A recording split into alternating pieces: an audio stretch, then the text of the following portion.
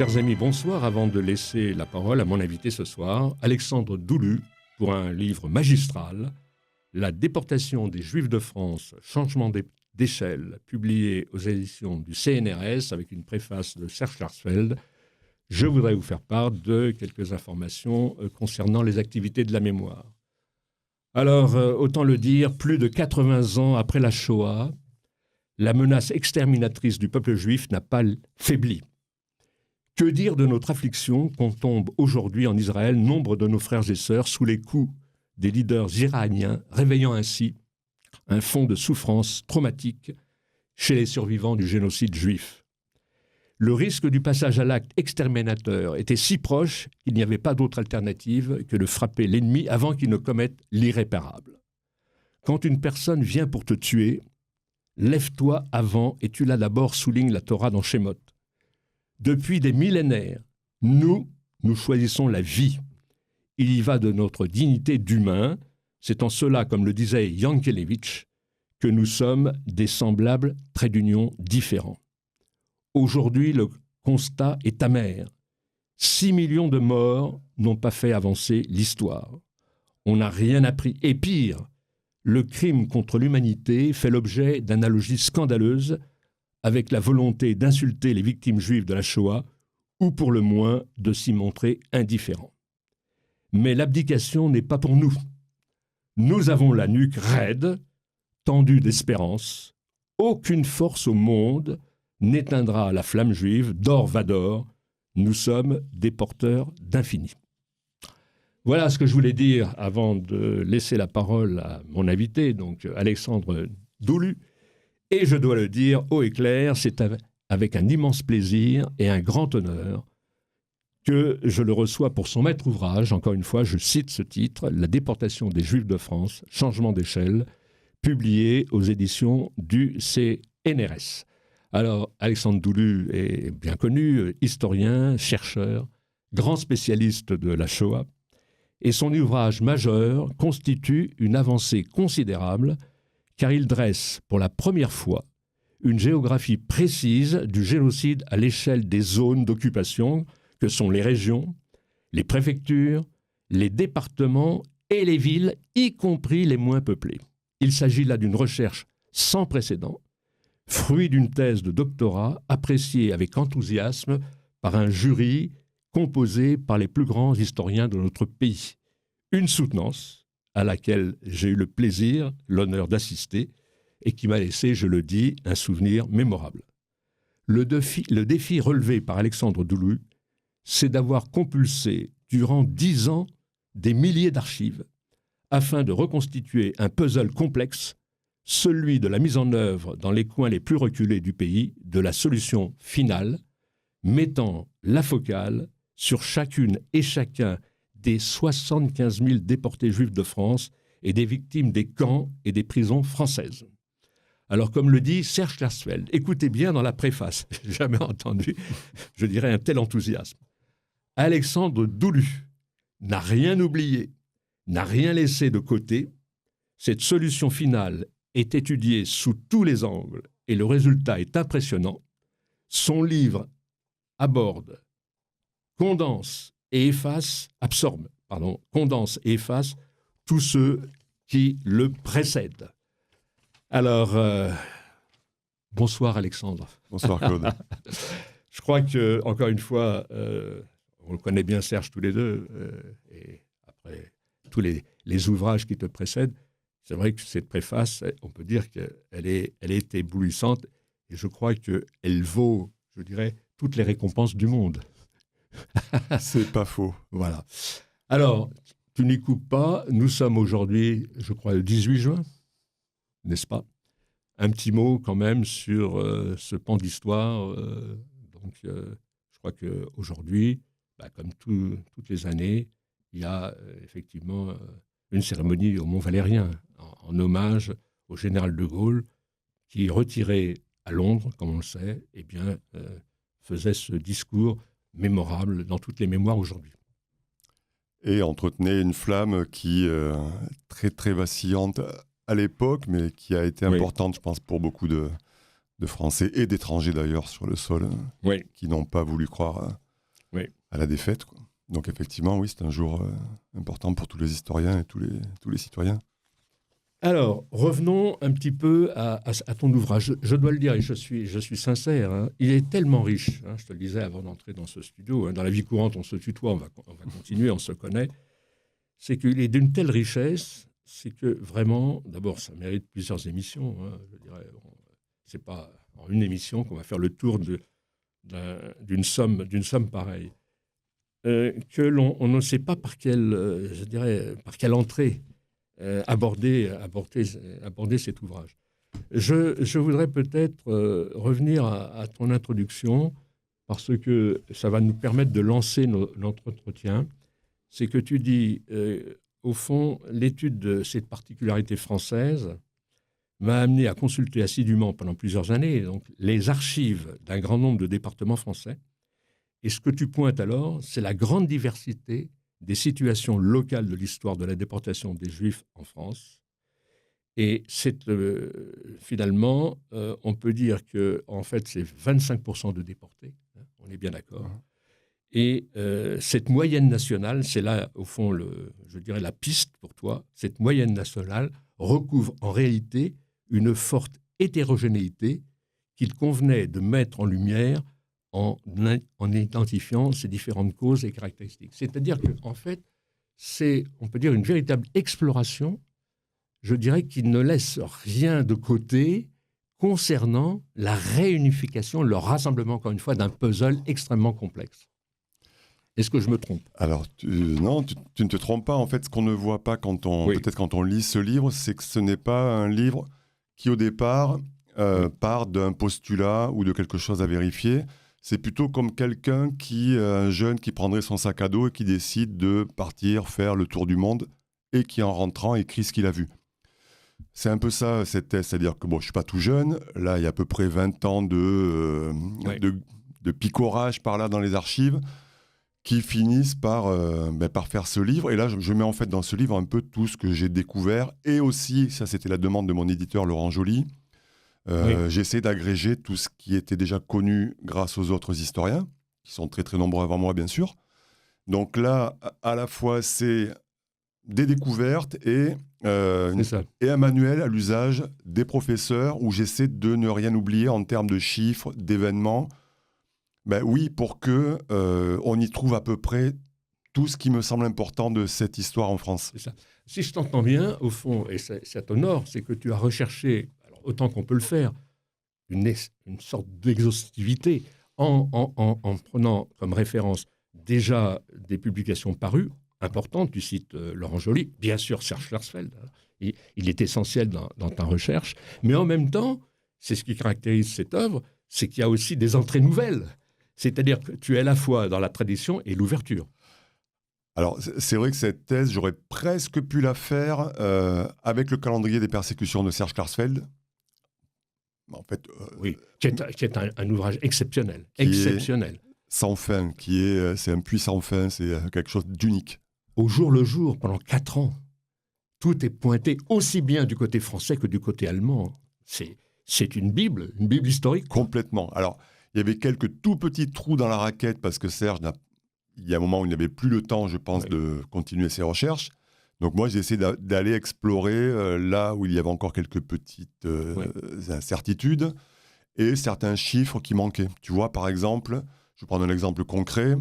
On sait que 3700 hommes ont été arrêtés le 14 mai. Voilà, le billet vert, mais jusqu'à aujourd'hui, on n'était pas capable de dire combien étaient déportés. Donc, tous les historiens, et Serge le premier, en étaient réduits à dire la plupart ont été déportés. Oui. Ils partent dans les camps du Loiret. Voilà. Mais moi, ça me satisfaisait à moitié. Et surtout, compte tenu de ma méthode de travail, je vais en parler, je savais que je pouvais peut-être dire combien, alors peut-être pas à l'unité près, parce que ce serait très, très prétentieux d'affirmer ça, mais ce serait quand même bien qu'on sache combien, effectivement, ont été déportés, combien, entre-temps, ont été libérés, combien sont décédés dans le camp. Donc ça, j'ai pu le faire finalement, grâce à Serge. Alors là, je fais un petit retour en arrière. Tu me coupes si je suis trop long. Non, pas du tout. Parce que c'est important pour comprendre comment ce livre est constitué. Beaucoup de mes données sont bien sûr le fruit d'une recherche d'archives classiques. Tu connais ça, tu l'as fait pour la rue Amelot. Mais il y a aussi des chiffres que j'ai pu élaborer par saisie informatique, en fait, saisie Excel, donc, qui était réalisable uniquement grâce à la base de données des déportés juifs de France que Serge m'a remis en 2013. Donc en fait, mon travail a consisté très lentement, pendant plus de 10 ans, à ajouter des colonnes à ce tableau. Chaque fois que j'avais une info dont j'avais besoin. De 9 colonnes, on est passé à combien ? Aujourd'hui, j'en suis... Alors, attention, c'est un peu trompeur. Aujourd'hui, je dois avoir 300 colonnes, mais forcément, toutes n'ont pas vocation à être remplies. Revenons à Serge, si tu permets, parce que on connaît l'homme, hein, on l'aime tellement, mais il a beaucoup d'humour aussi. Parce que, regarde, dans la préface, il dit en 1983, et pourtant, 1983, c'est une date qu'on ne peut pas oublier, parce que c'est la publication de Vichy Auschwitz, qui est un ouvrage majeur. Il dit, en 1983, j'étais homme de papier, et j'ai pu alors découvrir et révéler dans leur intégralité les documents les plus importants de la persécution des Juifs de France. Alexandre Doulu est un homme de l'informatique. Dans mon mémorial alphabétique de la déportation des Juifs de France en 2012, 9 colonnes sont consacrées en une seule ligne à chaque déporté. Alexandre, dans son ordinateur, est parvenu à 269 colonnes et il nous livre des statistiques et des graphiques toujours significatifs. C'est-à-dire qu'en réalité, il y a effectivement ce relais que l'on fait, cette césure aussi entre le porte-plume, d'une certaine manière, et l'informatique. J'ai envie d'ajouter, est-ce que tu aurais pu te servir aussi, parce que c'est très à la mode, de l'intelligence artificielle ? Alors, peut-être, parce qu'il y a certaines saisies d'archives qui aujourd'hui seraient, je pense, réalisables. Voilà. Tu vois, là, ça te fait gagner beaucoup de temps, parce que oui. Moi, j'ai passé des semaines et des semaines à saisir des listes. Non, mais bien sûr, non, mais ça, je dirais, c'est pas une ineptie de penser que ça peut aussi rendre service. Alors tu as raison. J'en sais rien. Moi, j'avance prudemment quand je te dis ça. Alors là où tu as raison, je suis sûr qu'on sera d'accord, c'est que du point de vue éthique, de saisir un par un les noms de toutes ces personnes, ça a quand même un sens, même si, je promets, des fois, c'est des semaines et des semaines. Bien sûr. À 10 heures par jour à faire que ça. Mais bien sûr. Mais du coup, je peux dire, comme Serge un peu, je les connais bien. Ces gens-là, ce sont des inconnus pour moi, mais quand même, je les connais bien. Parce que j'ai accumulé beaucoup d'infos biographiques sur eux. Et pardonne-moi, il y a une gestuelle humaine. À la différence de la machine, il y a une gestuelle humaine. Ça change tout, parce qu'en réalité, celui qui réfléchit, je dirais, à l'histoire, c'est-à-dire les faiseurs d'histoire, historiens, s'il n'y a pas, et je le dis, un sens éthique à tout ça, ça ne veut rien dire. C'est l'éthique qui guide tout ça. On est bien d'accord. Alors moi, je suis d'accord avec toi, et puis je suis trop vieux pour me lancer là-dedans, donc je n'en servirai pas, mais moi, je suis prêt à passer plusieurs mois à saisir une liste d'archives. Oui. Alors, je voudrais quand même, on va continuer dans notre entretien, mais ce serait vraiment une faute de ma part de ne pas citer des ouvrages majeurs antérieurs que tu as publiés, donc sur les camps d'internement et sur Auschwitz, dont 1945, les rescapés d'Auschwitz témoignent, coécrit avec Sandrine Labo et Serge Klarsfeld, et surtout les mémoriaux des rescapés. Parce que là, vous êtes aussi à 3, avec Sandrine Labo et Serge Klarsfeld, qui, en fait, c'est pas rien cette affaire. Si en 1945, tu m'arrêtes si je dis des bêtises, on recensait environ 2500 rescapés, vous êtes passé maintenant à plus de 4000, un petit peu plus de 4000, je ne me trompe pas. C'est ça, maintenant on a dépassé les 4000. Alors, sur l'ensemble des 75 000 déportés juifs de France, ça. Alors, ce qui est considérable. Il faut quand même que je dise que je ne vais pas m'attirer tous les mérites. Sandrine et moi, on a aussi utilisé des données, celles de Jean-Pierre Stroweis, qui régulièrement bien sûr, trouve de nouveaux rescapés. Bien sûr. Oui, qui lui travaille sur l'informatique depuis des années. Qui fait un énorme travail aussi. Énorme, absolument. Gigantesque. Et le mémorial de la Shoah continue lui aussi, vaille que vaille, d'identifier des rescapés. Mais c'est vrai que nous, tu nous avais invité déjà, donc je ne vais pas refaire tout le livre, mais oui, ça a été un très très long travail de dépouillement d'archives aussi, de listes diverses, mais c'était passionnant pour le coup. Oui, avec quelque chose qu'on ignorait, c'est que ces rescapés avaient été interviewés en quelque sorte par des fonctionnaires du ministère des Anciens Combattants c'est ça. En revenant de déportation. Alors avec d'autres peut-être arrière-pensées que nous, c'est-à-dire qu'à l'époque, en 1945, c'est aussi de pouvoir identifier des criminels de guerre dans les camps, voire des capots quelquefois, d'identifier ce qu'ils appellent les camarades décédés pour donner, pour offrir aux familles des infos sur le sort d'un tel ou d'une telle. Mais c'est des documents vraiment assez stupéfiants, effectivement. Oui. Alors, revenons au livre. D'abord, il faut peut-être, pour les amis qui nous écoutent, revenir un petit peu au départ, c'est-à-dire le découpage. Il faut faire un découpage de la France de cette époque. Parce que, en fait, on s'aperçoit que, en réalité, les régions ont leurs particularités. C'est important de le savoir. Peut-être tu peux nous en dire un mot avant qu'on aille plus avant, peut-être.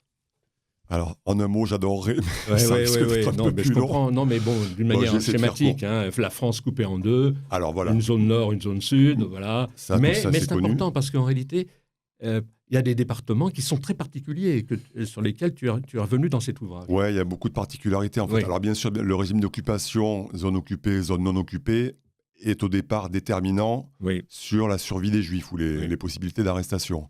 Ça, c'était déjà connu. Je n'ai rien inventé là-dessus. Mais ce qui m'a le plus étonné, finalement, c'est l'influence de l'année 1940 sur la suite. C'est-à-dire qu'en 1940, entre l'exode qui amène des Parisiens, juifs ou pas, très loin de Paris, et les Juifs, la plupart, ne reviennent pas chez eux. Et alors, il y a aussi des réfugiés de Belgique, des expulsés de Belgique, du Bas-de-Palatinat, du Luxembourg. Il y a tout un tas de catégories de réfugiés étrangers qui se retrouvent... Les réfugiés aussi de la zone de l'Est en France. Hein. Exactement. Les expulsés juifs alsaciens, le 16 juillet 40. Finalement, dans le Sud, surtout, il y a une multitude de petits groupes de personnes toutes différentes, mais qui se retrouvent là. Et par exemple, tu vois, je prends le cas des réfugiés de Moselle ou de Meurthe-et-Moselle qui ont été dirigés en 1939 ou en mai 40 vers le Sud-Ouest. Ceux qui ont été placés, on va dire, vers Bordeaux, tu vois, dans ces régions-là, et d'autres qui se sont retrouvés plutôt en Dordogne, en Lot-et-Garonne, eux, ils ne le savent pas encore, mais leur chance, entre guillemets, d'être déportés vont être radicalement différentes à cause justement de la ligne de démarcation qui sépare les uns et les autres. C'est ça. Oui, alors, et en même temps, en fait, il y a une sorte de découpage qui se fait avec, tu viens de le dire, mais il y a aussi le Nord et le Pas-de-Calais, il faut quand même le situer, parce que là, en fait, c'est rattaché au commandement militaire de Belgique, c'est ça la particularité, et du reste, les déportés à ce moment-là vont partir sur Malines et non pas à Drancy, il faut quand même le signaler. Et puis, encore une fois, c'est ce que tu vas pointer, une zone interdite qui va chevaucher 11 départements de l'Oise au Doubs, mais ceux-ci n'ont de statut particulier ni dans le découpage administratif français, ni dans celui de la CIPO-SD. Mais ce qu'il fallait, et c'est là où on comprend bien à travers ton étude, et ça j'insiste, c'est le fait que d'une certaine manière, le découpage qui se fait notamment avec les régions préfectorales, vont être l'occasion pour la CIPO-SD, c'est-à-dire pour les SS, de s'accoler à la logistique de la préfecture pour en fait faire le boulot de la solution finale. Oui, il y a une sorte de superposition des structures géographiques, on va dire, entre les préfectures régionales et ce qu'on appelle les KDS, les Kommando der Sicherheitspolizei. En fait, à chaque préfet régional, il y a son équivalent de la Gestapo qui couvre la même région. Et c'est vrai que les rapports et la personnalité de ces gestapistes et leur rapport avec les préfets peuvent avoir une influence sur le chiffre des victimes. C'est ça. Alors, pour donner une idée de cette somme absolument éblouissante, il faut, encore une fois, je le dis, mais vraiment avec une profonde admiration pour ce travail. Il est décomposé, se déploie, on peut dire, en 5 parties. Je vais les nommer parce que, c'est très dense. En fait, il y a une première partie sur laquelle tu reviens avec un titre qui dit tout, les fondements de la déportation. Alors, on reviendra dessus, mais en particulier, tu poses une question un peu comme le faisait du reste à son époque. Je me souviens, Anna Dvivorka, quand elle avait écrit « Déportation et génocide », qui sont les déportés? Là, c'est un peu la même question. Parce qu'en fait, il faut revenir dessus. Un déporté, c'est... il y a beaucoup de sortes de déportés d'une certaine manière. Bon, ça, c'est la première partie. La deuxième partie, et là, tu pointes quelque chose d'important, c'est que c'est le département de la Seine qui, en fait, montre qu'il y a eu 50% de déportés de France. C'est pas rien. Alors, on reviendra un petit peu sur des choses qui m'ont plutôt appris des choses, notamment, peut-être que tu diras un mot, mais c'est la première fois que j'entendais parler, par exemple, de la rafle des Juifs argentins. Bon. Troisième partie, c'est le reste de la zone occupée, donc avec un titre qui dit tout, une éradication méconnue, c'est-à-dire en particulier les arrestations en dehors des rafles. Et puis, là où j'apprends aussi des choses, c'est 2 cas particuliers, ce qui va toucher la Seine-et-Marne et la Seine-et-Oise. Hein. Là aussi, je dirais, et peut-être que tu seras d'accord avec moi, c'est qu'à travers ces 2 explorations, en réalité, c'est le paradigme de l'entièreté de la solution finale en France, avec ses principaux rouages. 4e partie, la zone sud. Alors là aussi, il y a beaucoup de choses à dire, hein, je dirais, sur les réfugiés de l'étranger, tu en as dit un mot. 5e partie qui se décompose donc en 2 versants, l'occupation, la zone d'occupation italienne, et puis l'impact local d'opérations isolées. Et là encore, j'apprends des choses, notamment avec la rafle de tous les Juifs de Rouen, et ça se passe le 16 janvier 1943. Et enfin, je voudrais dire que, et c'est là où c'est très très important, non seulement peut-être pour ceux qui aiment l'histoire, pour les familles, mais aussi pour ceux qui veulent vraiment étudier l'histoire, c'est que en réalité, à l'instar de Serge Klarsfeld, tu présentes à la fin de l'ouvrage donc en fait des annexes sur lesquelles, je m'en suis rendu compte, on peut déjà étudier indépendamment du livre. Voilà. Alors, ma question est difficile. Sur quoi tu veux revenir plus précisément, ce qui t'importe le plus? C'est-à-dire, dans la recherche que tu as faite, qu'est-ce qui, au fond, t'a donné à la fois, allez, j'ai envie de dire, en mélangeant les deux, le plus de mal et le plus de satisfaction? Question difficile. Alors, le plus de mal, tu veux dire, pour répondre à certaines questions? Le plus de mal pour aller chercher des sources, les sources, des infos.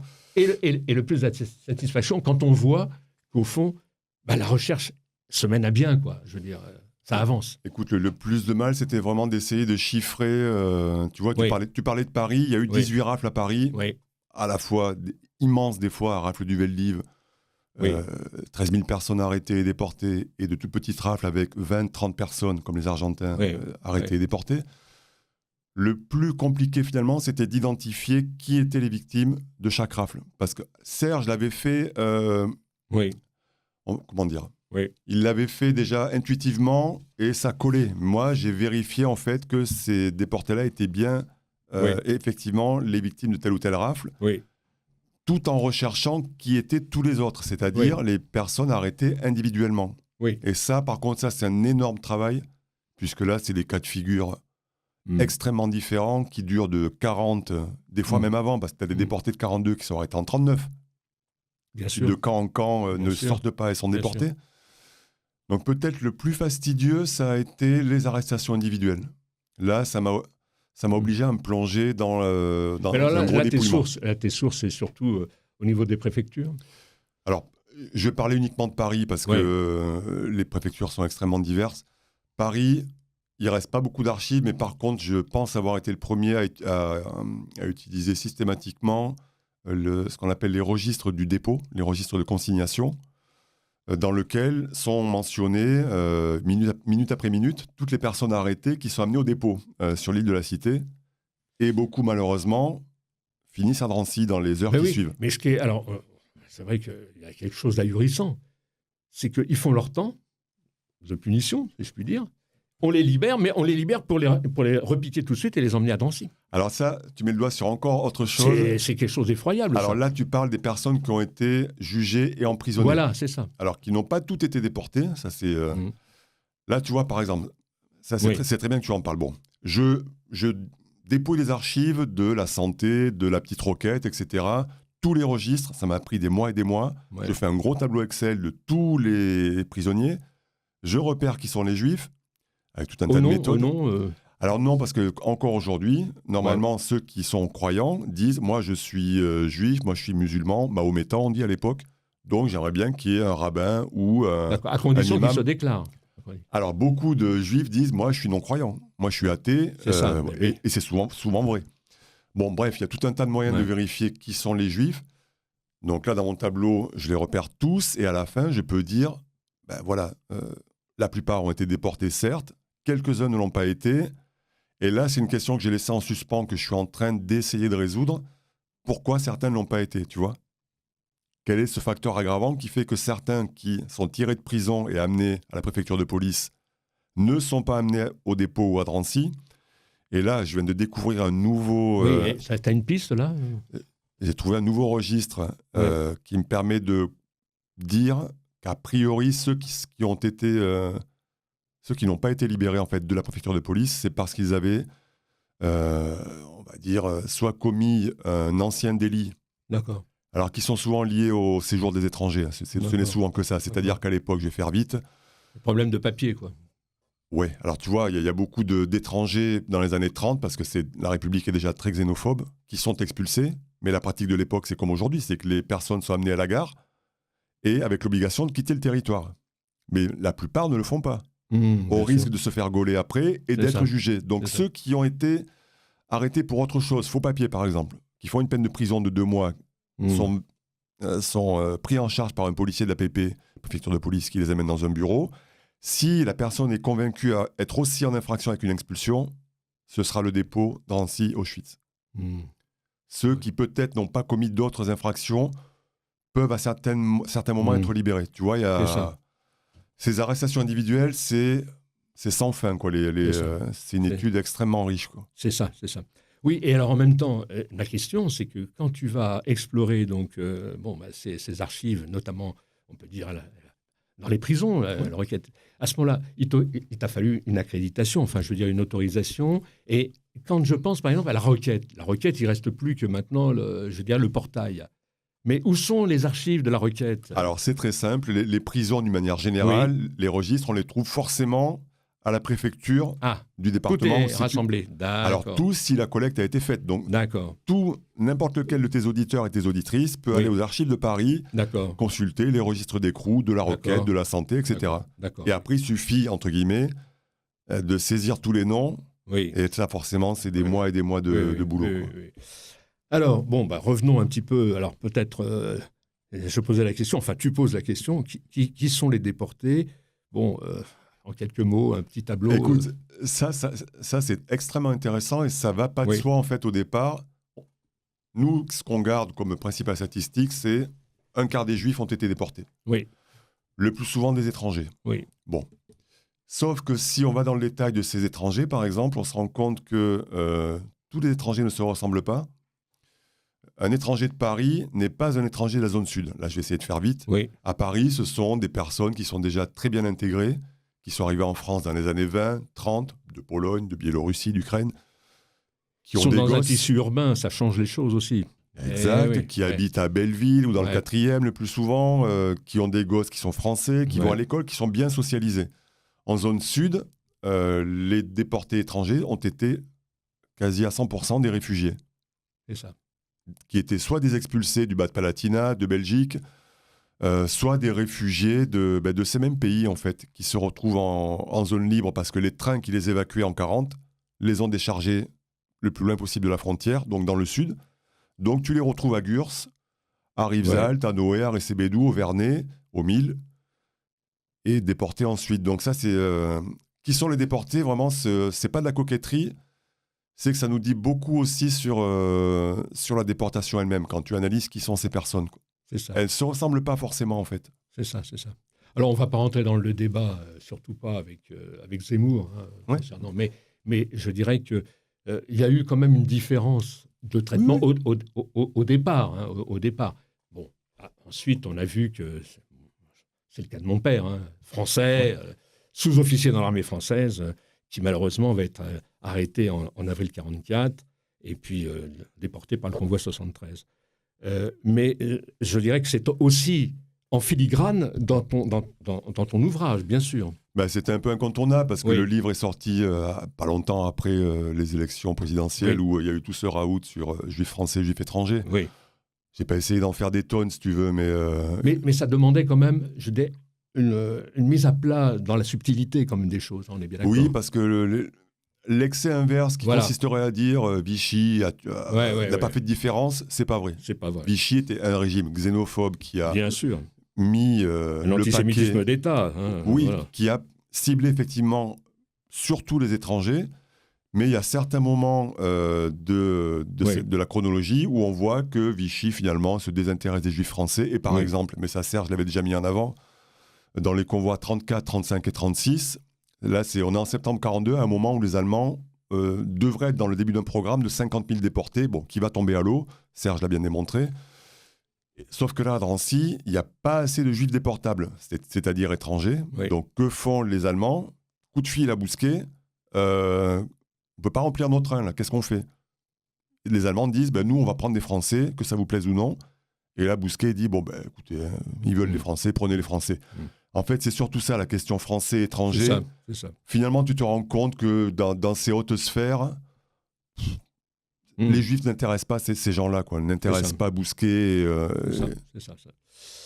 Alors, il y a tellement de choses à dire, encore une fois. Alors, je passe, par exemple, à la deuxième partie. Donc, encore une fois, 50% des déportés sont pris dans le département de la Seine. Et là, effectivement, je dirais qu'on affine un petit peu la connaissance historique, puisque, en fait, tu vas décliner tout ce qui va se passer au niveau des rafles, et à partir notamment de la période 43, c'est-à-dire notamment dès le mois après l'année suivante qui suit le Veldiv, c'est-à-dire, si mes souvenirs sont exacts, c'est-à-dire le 19 juillet 1943, la rafle des porteurs d'Auschwitz. Ça aussi, je dirais, c'est quand même une piste intéressante. Oui, mais si tu veux, là, j'ai rien inventé pour le coup. La préfecture de police avait fait un tableau des rafles dans lequel la police avait participé. Ça, c'est un document qui est conservé au mémorial. Là, si tu veux, tu as le bilan presque tout fait déjà des victimes et des dates. Oui. Moi, ce qui m'a intéressé, c'est de savoir pourquoi il y a eu ce programme si lent, pourquoi telle nationalité et pas telle autre, tu vois. Mais là où quand même c'est très très important pour celui encore qui veut essayer d'embrasser un petit peu l'ensemble de ce puzzle, encore une fois, c'est que les rafles, tu les déclines. Après celle du 19 juillet 43, on passe à la rafle des Roumains, ça c'était connu, 18-19 octobre 43. 26 novembre, les Hongrois, Espagnols, Italiens, Suisses, Portugais, Suédois, Danois, Finnois.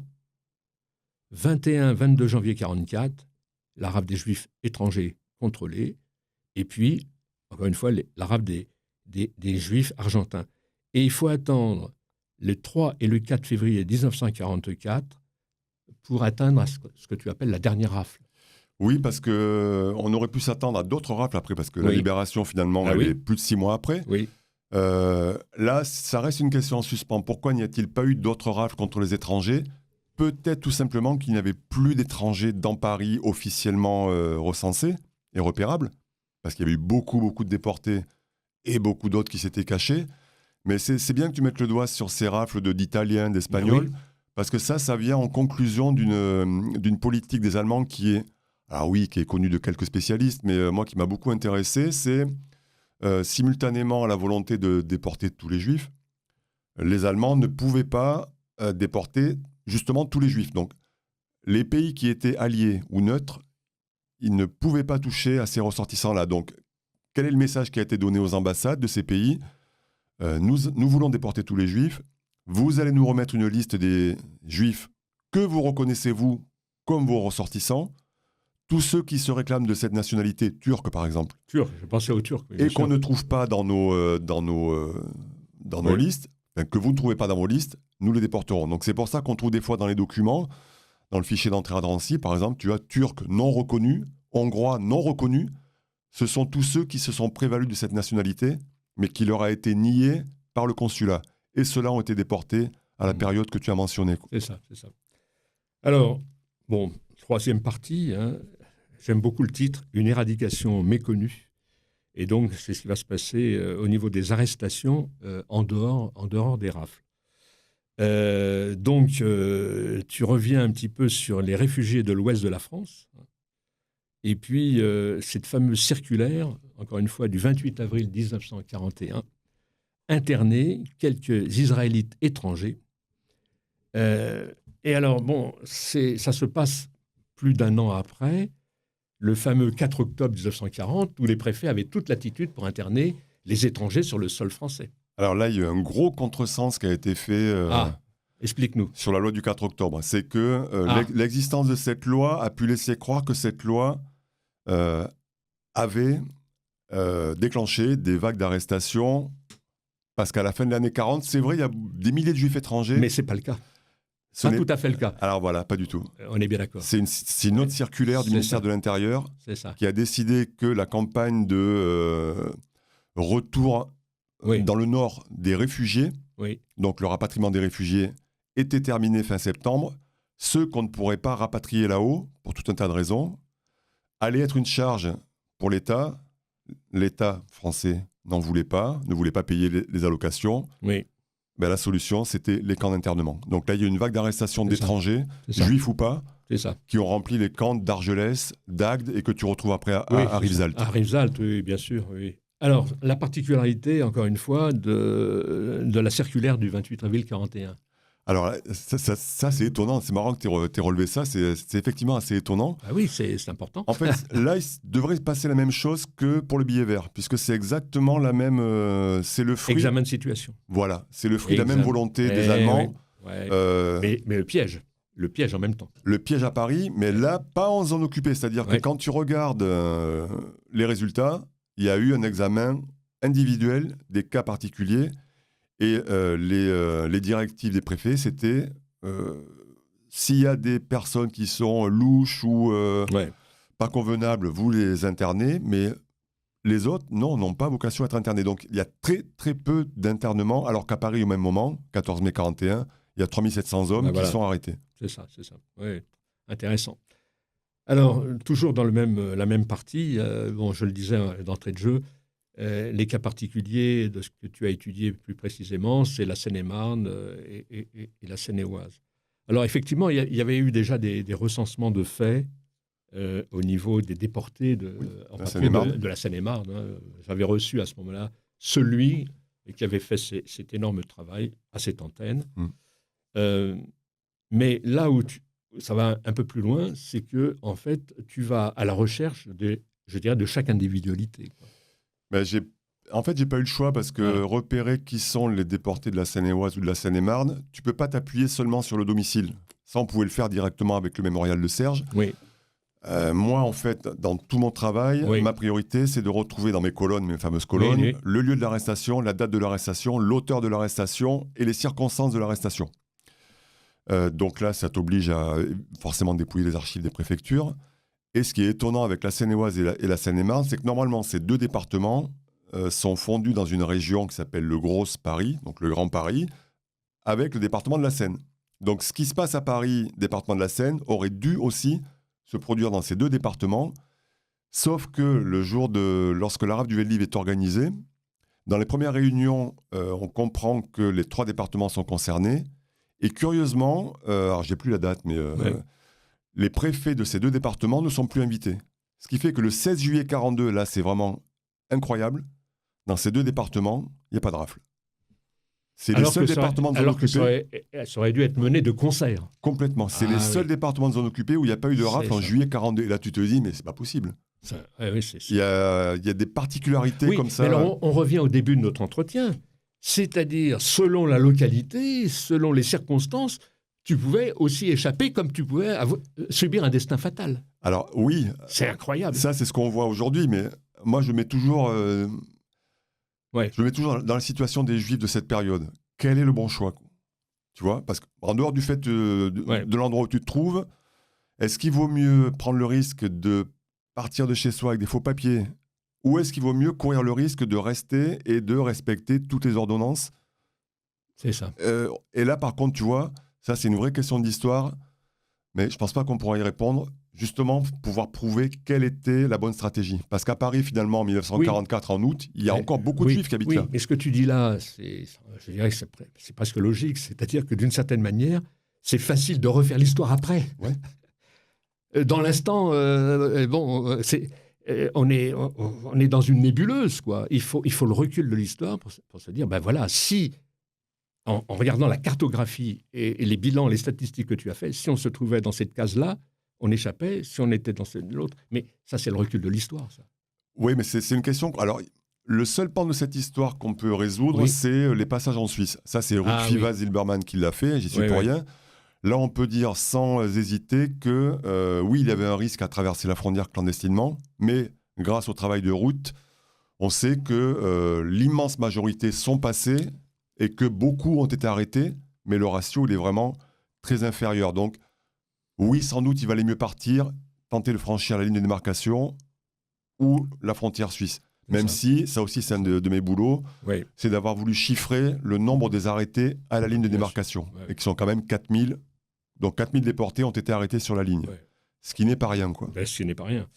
Alors, quatrième partie, évidemment, la zone sud, là aussi, un énorme travail concernant les réfugiés de l'étranger. Donc, on en a parlé un petit peu, les premiers déportés. Je voudrais pointer quelque chose aussi, ça se termine avec un chapitre 15, qui est la déportation des Juifs à l'échelle des départements. Mmh. Là, c'est un travail, on peut dire, mais vraiment scientifique d'une manière absolue, puisqu'il y a la présentation des 4 départements, avec des tableaux, etc., ce qui est vraiment très riche. Là, j'ai repris le travail qu'on avait fait, Lucien Lazare et moi, dans un livre qui s'appelle « Ni héros, ni salaud ». Là, pour le coup, la méthode n'est pas tout à fait la même. J'ai pris des départements dans lesquels il y avait des listes des recensements valables. J'ai saisi le nom de tous ces recensés, donc en 40 ou en 41, et j'ai essayé de voir que devenait chacune de ces personnes. Donc là, ça te permet d'avoir un bon tableau statistique du devenir de ces personnes dans tel ou tel département, et de faire des comparaisons. Et puis, évidemment, 5e partie, la zone d'occupation italienne, on savait combien, en fait, je dirais, sous l'égide des Italiens, il y a eu beaucoup de sauvetage, il faut quand même le savoir, mais ça, c'est un hommage légitime qui doit être rendu. Mmh. On en a parlé aussi un petit peu, la rafle de tous les Juifs de Rouen, le 16 janvier 1943, on s'aperçoit qu'il y avait une forte communauté juive à Rouen, énorme. Bon, et puis, voilà, tu pointes. Et puis, on en arrive alors à des phénomènes qu'on connaissait, mais là, je dirais, tu es un peu plus précis. C'est concernant la fameuse action Sultan, les rafles anti-juives à Marseille, 22-27 janvier 1943, et on s'était retrouvés à Vichy, je me souviens, pour un colloque où ça avait été abordé par cet historien du sud de la France, de Marseille. Oui, qui est décédé récemment, Robert Mencherini. Oui, Mencherini qui avait fait vraiment une allocution superbe là-dessus. Un gars super, Et puis l'action SS Bremer en Dordogne, Corrèze et Haute-Vienne. Ce qui me fait dire qu'au fond, le mérite énorme de ton travail, c'est qu'en réalité, il y a une exploration à grande échelle, encore une fois, de ce qui s'est passé en allant dans les coins les plus reculés de l'Hexagone. Mais en même temps, je dirais, ça se prolonge par ce qu'on appelle de la micro-histoire. Oui. Tout est important, rien n'est laissé dans l'ombre. Un petit village où il y avait des Juifs et qui sont arrêtés, c'est aussi important qu'une grande ville. En fait, si tu veux, ma vraie obsession pour le coup, pour la thèse, mais surtout pour le livre, c'était de pouvoir donner des clés à tous les chercheurs et les chercheuses locaux ou les profs qui bossent avec leurs élèves pour qu'il n'y ait pas de contresens sur la situation chez eux et ce qu'ils savent du reste de la France. Parce que tout n'est pas comparable. Tu as parlé de l'action Bremer en Dordogne. Oui. Vite fait, c'est une c'est une division qui est créée pour châtier la résistance dans la région parce qu'elle fait trop de bruit, trop de dégâts. Donc les Allemands passent 2 semaines à tuer des centaines d'hommes et tous les Juifs qu'ils trouvent de sexe masculin, et ils déportent toutes les femmes et tous les enfants. Du coup, quand tu étudies la Dordogne, cet événement-là, il a une importance considérable. Tu ne peux pas, du coup, rapporter l'histoire de la Dordogne au reste de l'histoire des Juifs en France. Ce serait un contresens. Marseille, c'est la même chose. La rafle de Marseille, Rouen, c'est la même chose. Et quand tu fais l'addition, tu te rends compte que finalement, il y a quand même beaucoup de cas particuliers comme ça en France, de situations locales qui rendent le contexte assez unique, quoi. Alors, on revient un petit peu sur cet immense travail. On peut dire, allez, si je dis 20 ans de recherche, je ne suis pas loin, non ? Oui. Je suis pas loin. Mais ma question, alors elle est un peu plus personnelle, pardonne-moi, on est là pour se parler aussi, c'est qu'un travail comme ça, je dirais, il faut aussi être épaulé. Et je sais que Sandrine, allez, il faut lui rendre hommage. D'abord, ce livre lui est dédié, c'est pas pour rien. Donc, elle t'a aidé aussi dans cette recherche. Alors là, comment elle intervient? Alors, il faut qu'on explique aux auditeurs. Voilà, pour donner la petite touche humaine à l'émission. Oui. Sandrine Labo, c'est ma femme, on vit ensemble depuis 20 ans. Oui. On s'est rencontrés, alors Sandrine est prof d'histoire, de lettres-histoire. On s'est rencontrés en 2006. Moi, j'étais guide accompagnateur à Auschwitz et elle amenait sa classe à Auschwitz. vous passe les détails. Bon, bref, d'accord. Le courant est bien passé. Oui. On vit toujours ensemble. Et on a effectivement, tu en as gentiment parlé tout à l'heure, réalisé 3 livres ensemble. Oui, des livres majeurs, attention. Voilà, auxquels je tiens beaucoup aussi. Mais évidemment. Et oui, du coup, nous, alors Serge, il pourrait dire le tandem, il a parlé d'un tandem créatif, Alex, Sandrine. Oui. J'ai envie de dire un attelage, moi. Oui, je le dis quelquefois aussi. Un attelage. Notre particularité, c'est que c'est vrai que cette histoire-là, alors l'histoire en général, mais l'histoire de la Shoah, c'est vraiment notre quotidien, quoi. Il n'y a pas un jour, il n'y a pas une heure où on ne parle pas de la Shoah. Alors, les gens vont te dire, mais c'est des branques, ils sont complètement... Non. Et vous, tu veux que je te dise, c'est que votre voix porte aussi, parce que, bon, il faut le dire, bon, c'est pas malsain de le dire, vous n'appartenez pas à notre communauté. Oui. C'est-à-dire que vous avez vraiment un regard extérieur, avec le recul. Attention, affectif aussi, parce que je sais que tu as des amis proches, et je voudrais citer aussi Ginette Kolinka, bien sûr, ô combien. Mais, en même temps, vos familles respectives ne sont pas concernées par la Shoah. Non, mais tu sais, je connais, pour côtoyer beaucoup de profs et beaucoup de chercheurs, je crois qu'il y a beaucoup de Français qui restent toujours médusés par cet événement qui est arrivé aux Juifs, bien sûr, en France, mais qui a aussi qui a touché le pays, qui est une tâche indélébile. Donc, je comprends que il n'y a pas besoin d'être juif pour... Mais bien sûr, pour être... On est bien d'accord. Mais une voix historique, elle porte peut-être quelquefois un peu plus, c'est ce que je veux dire. Écoute, je ne sais pas. Parce qu'en réalité, ça va rejoindre ma pensée. C'est-à-dire que la Shoah n'est pas que l'affaire des Juifs. Hein. C'est une interpellation universelle. C'est dans j'ai envie de te dire, malheureusement, la Shoah, c'est l'histoire de France. Alors, je parlais de l'humour tout à l'heure de Serge, mais pardonne-moi, tu n'es pas dénué d'humour. Parce que, voilà, en tête de ce gros livre, donc presque, je ne sais plus combien, presque 500 pages, quoi, un gros livre, je dédie ce livre à Sandrine Labo, avec qui je partage frigo, bibliothèque et goût de l'histoire. Ce fastidieux travail n'aurait jamais abouti sans elle. Alors, on a un éclat de rire avant déjà de commencer à ouvrir le livre. Écoute, figure-toi que je me suis fait engueuler parce qu'elle elle aurait préféré un truc soit plus romantique, soit plus explicite, avec qui je partage oreiller, etc. Ouais, non, mais bon, en même temps... Oui, je pense qu'on a compris. Oui, on a compris que, en filigrane, il y a quand même un gros investissement, un gros travail. Quoi.